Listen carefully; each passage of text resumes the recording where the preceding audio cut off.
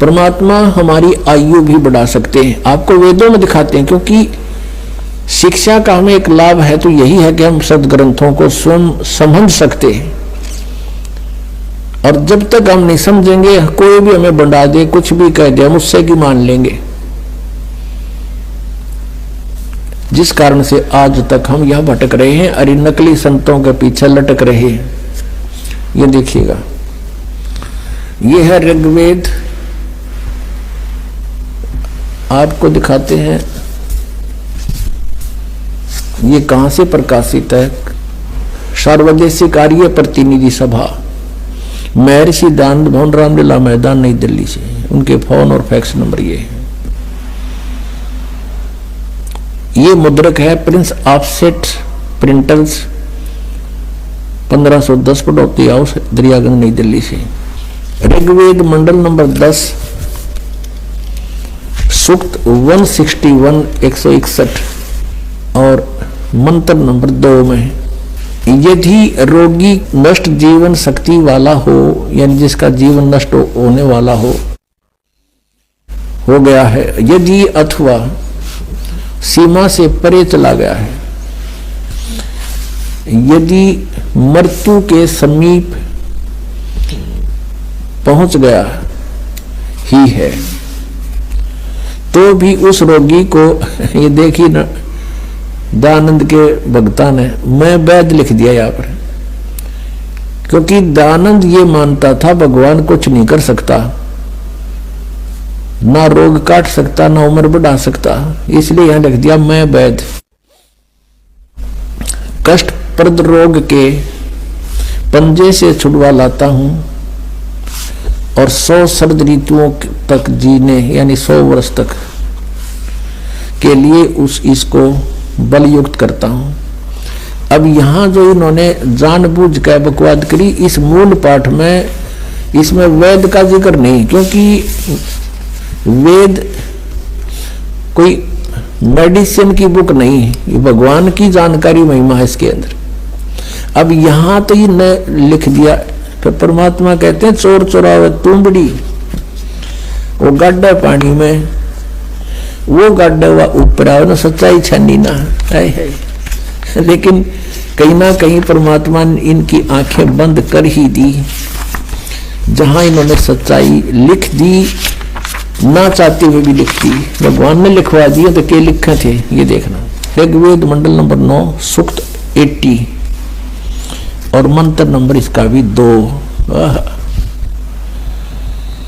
हे परमात्मन, आप उपासकों की आयु के बढ़ाने वाले हैं। या भूल गए वैद लिखना। देखा परमात्मा के चोर चुरावे तुमड़ी गाड्डा पानी में, वो गाड्डा हुआ ऊपर आओ ना, सच्चाई छानी ना। और दिखाता हूं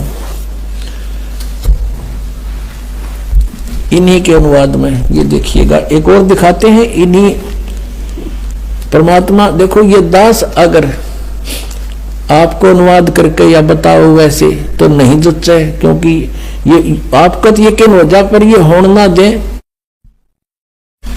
ये कहकर आपको भ्रमित कर देते कि रामपाल को संस्कृत ना आती, ये वेदों के अनुवाद करेगा। और यही हमारे भगवान कबीर साहब के बारे में इन्हें टांग अड़ाई थी कि कबीर अशिक्षित है, अक्षर ज्ञान नहीं, ये संस्कृत का मामला, ये सदग्रंथों को समझना इस दुल्हे के बस का कहां, ये झूठ बोलता है। और परमात्मा सारी सच्ची कहा करते थे। 600 वर्ष पहले ये बात बताया करते, जो दास आपको सदग्रंथों से रूबरू करा रहा है। और उन्हीं से आज परमात्मा ने अनुवाद करवा रखे हैं। इन्हीं के अनुवाद में परमात्मा ने दया बख्शवा दी। नन्नो कौन कहे मैं काल हूं और वो भगवान कोई और है। गीता में सारे रेफरेंस दे दिए। मालिक ने कहा दिया, उसका उसने पता ही नहीं मैं कद के बोल गया। और सच्चाई बुलवा दी दाता ने ब्रह्म काल तक कि वो परमात्मा तो कोई और है और मैं तो काल हूं, सबको खाने आया हूं। जब तो नांडी पाक के कही थी कि या को टोकड़ियां नहीं कि मैं कह दूं, और कह दी सच्ची। अब हमारा काम आ गई। अब देखो ये ऋग्वेद है, इसका द्वितीय भाग है। ये लंबी बड़ी जल्द में बड़ी जल्द में है। ये प्रकाशक हैं पंडिता राकेश रानी, और ये कहाँ से छपा है? प्रधान कार्यालय वेद मंदिर महात्मा वेद भिक्षु सेवा आश्रम लेखराम नगर इब्राहिमपुर मुखबेलपुर दिल्ली दूरवास इतना दान संस्थान। और ये है इसका अनुवादक महात्मा वेद भिक्षु भारतेंद्र नाथ और दान संस्थान करोल बाग नई दिल्ली से इसने इसका अनुवाद किया है। देखिएगा, ये है ऋग्वेद मंडल नंबर 10 सूक्त 161, ये 161 और ये दूसरा मंत्र इसका। इसने बहुत बढ़िया अनुवाद किया। सच्चाई, यदि किसी रोगी की जीवन शक्ति समाप्त हो, उसकी आयु ना रही हो, यदि वह सीमा से परे हो गया है, यदि वह मृत्यु के सन्निकट चला गया है, तो भी उसे मैं भारी कष्टप्रद रोग के पंजे से मुक्त कराऊं तथा उसे 100 वर्ष यानी 100 वर्ष के जीवन हेतु बल संपन्न करूं। भावार्थ में भी सही लिखा है इसने, यदि रोगी की जीवन शक्ति समाप्त हो यानी उम्र खत्म होगी, वो आयु हो रही है और उसका रोग सीमा से पार हो गया है, तब भी परमात्मा उसे इस कष्टप्रद रोग से मुक्त कर 100 वर्ष यानी 100 वर्ष का जीवन दे सकता है। अब बिल्कुल सही लिखा है, पर क्योंकि परमात्मा की महिमा है या किसी वैद्य की और दवाइयां की किताब नहीं है।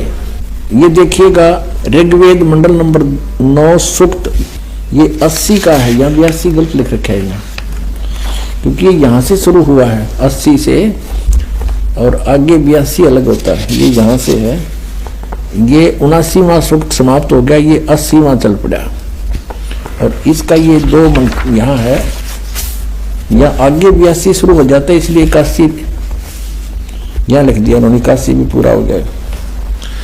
तो ये ऋग्वेद मंडल नंबर 9 सूक्त 80 है, ये 81 यहाँ 81वां है, ये 80वां सूक्त यहाँ समाप्त होता है। यहाँ देख, ये इसके दूसरे मंत्र में ऋग्वेद मंडल नंबर 9 सूक्त 80 समझो 80। हे परमात्मन, आप उपासकों की आयु के बढ़ाने वाले हैं, जो कि तो बिल्कुल सही किया इसने। अपने आत्माओं, हमने उस परमात्मा की शरण ग्रहण करनी है जिसके गुण वेद गावे।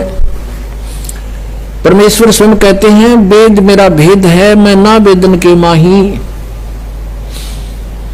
और जौन वेद से मैं मिलूं ये वेद जानते ना ही।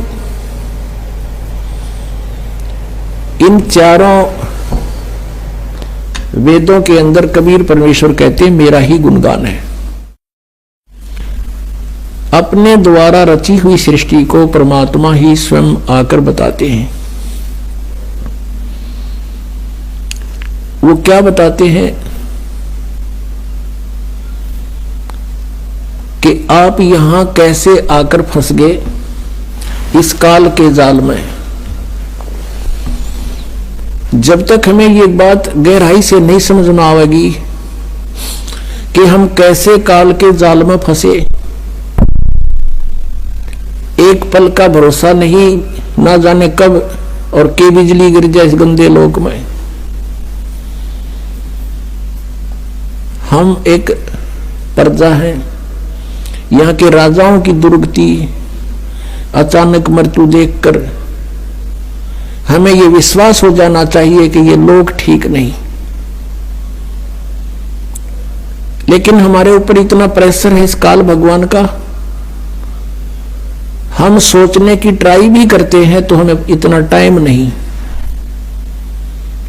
और जब ये मृत्यु हो जाती है टाइम में टाइम कुत्ता बनकर सैर सपाटे कर, कदे इधर घूम रहा कदे इधर खकाठा रहा है, सारा दिन चैन नहीं।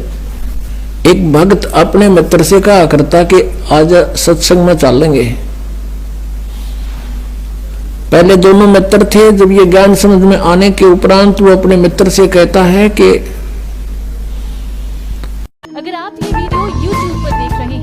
हमारे चैनल को सब्सक्राइब करें और बेल आइकन को दबाना ना भूलें। अगर आप फेसबुक पर ये वीडियो देख रहे हैं तो हमारे पेज को लाइक करें।